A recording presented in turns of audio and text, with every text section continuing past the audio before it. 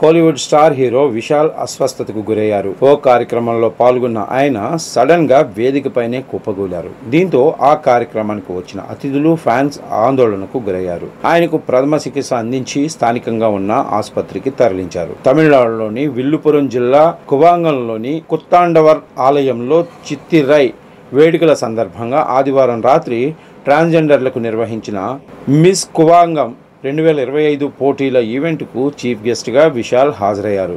Stage మీదకు వచ్చిన విశాల్ ఉన్నట్టుండి ఒక్కసారిగా వేదికపైనే కుప్పకూలిపోయారు. దీంతో ఆయనకు ఏమైందో అంటూ అక్కడి వారితో పాటు ఫ్యాన్స్ ఆందోళనకు గురయ్యారు.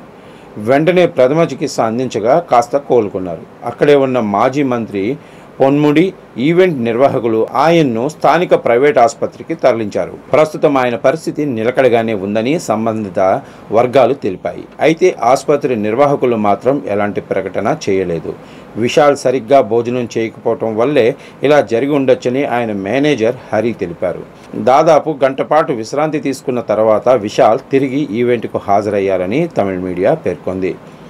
అయితే విశాల్కు ఇలా జరగటం ఇదే మొదటిసారి కాదు.